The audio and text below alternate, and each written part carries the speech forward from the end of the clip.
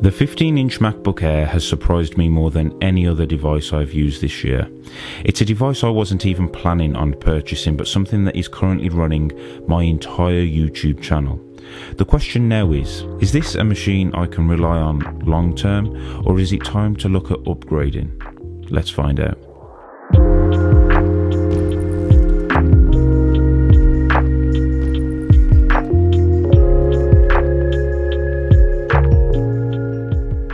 Let's start off looking at the design of this thing, because that is one of the main reasons I am loving this Mac over any other I have used in the past. Its thin and light build makes it super easy to carry around, and for someone like me who is always on the go, I really appreciate this. Coming from the heavier 16-inch MacBook Pro, this is something I am really enjoying. However, this thin and light profile does come at a price, and this is something I have noticed using the Mac long term, but we'll talk more about that later. The fact I can carry around a screen size this large on the go has certainly made me more productive than I otherwise would have been on a smaller display. Now, when purchasing this Mac, you get a choice of 4 stunning colours: Midnight, Starlight, Space Grey and Silver. I personally have always been a fan of silver, and like I've said before, it's classic Apple and hides fingerprints well. However, after seeing all of these colours in person, I do think it's safe to say you can't really go wrong no matter which one you choose. They all look awesome in person. The 15-inch Retina display on the MacBook Pro is one of the best laptop displays on the market. Apple's panels are getting ridiculously good across their Mac line, and this is no exception, especially considering the Air is one of Apple's less expensive Macs. It has a high resolution of 2880 by 1864, which means that text and images are incredibly sharp. The display also supports a wide range of colours thanks to its support for the P3 colour gamut, making the display ideal for creative professionals who need to see accurate colours when they work. It has been the perfect device to work on when editing on the go, so from a display standpoint, I have no complaints whatsoever. The display is also quite bright with a peak brightness of 500 nits. This means that the display is easy to see in most lighting conditions. It would, however, be nice to have the panel get slightly brighter when doing things like editing video, but maybe this is something Apple can work on in the future if they look at bringing their XDR technology from the Pro line down to the Air. Overall, the 15-inch Retina display on the MacBook Air is an excellent panel. It is sharp, colourful and bright, making it ideal for a wide range of users. Now, time for the most important thing in this video, the real-world performance. In my initial review, I was thoroughly impressed by the Mac's exceptional performance, especially considering its compact form factor. Nestled within the base model of this machine is Apple's latest M2 chip, and it's a chip that surpasses initial expectations by considerable margin. For many prospective MacBook Air users, the paramount concern lies in how well this laptop manages everyday tasks. To those people, I can confidently say that this Mac will have no performance issues whatsoever.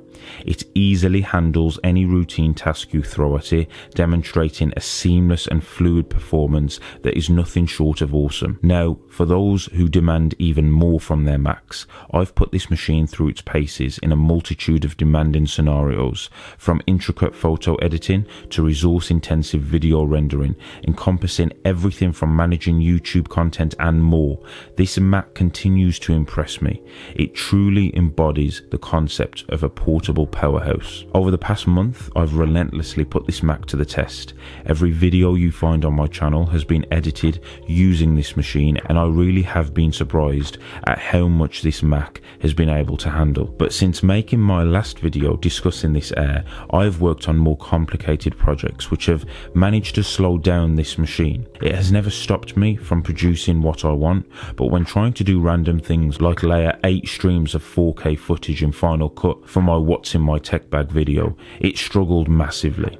Now, obviously, you don't buy an Air if you are layering content in this way consistently, but I thought it was worth mentioning to bring attention to the fact that this Mac definitely does have a limit. In all other respects, I can unequivocally rely on this Mac to efficiently manage my YouTube channel, which I believe speaks volumes about its capabilities. I am genuinely excited to see where Apple take things with their in-house silicon. However, I am conscious that this Mac may not be able to continue running my channel as my videos undoubtedly become more complex. Now, let's shift our focus to this Mac's battery life. This has always been a crucial aspect for me, and over the course of the past month I've subjected it to real-world usage scenarios, utilising it while on the move and pushing its limits with demanding, resource-intensive tasks.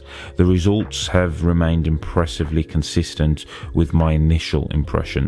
The MacBook Air's battery life is extremely good. Apple's claim of 18 hours of battery life is indeed quite accurate under typical usage conditions. However, it's worth noting that this estimate may vary when the machine is pushed to its limits. When working on tasks that demand all of this max power, I am fortunate enough to own a studio display, and with this setup I can work for as long as I like connected to the screen itself. It's definitely a luxury having a machine that can replenish my MacBook's battery while still serving as a productive tool, and this is one of the reasons why battery life has not been an issue for me at all. All in all, I commend Apple for their exceptional work in this domain. The MacBook Air's battery performance has exceeded my expectations.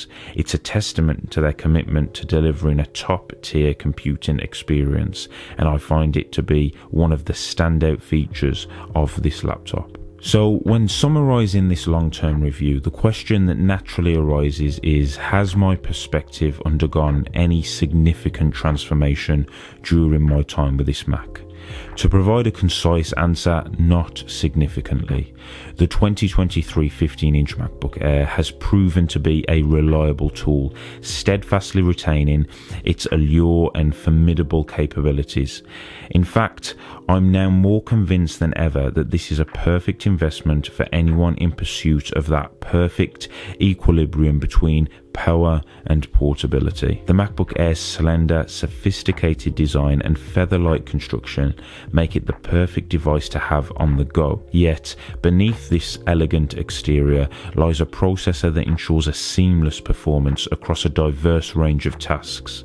From the rigors of video editing to the intricacies of graphic design and the demands of seamless multitasking, this machine stands unfazed.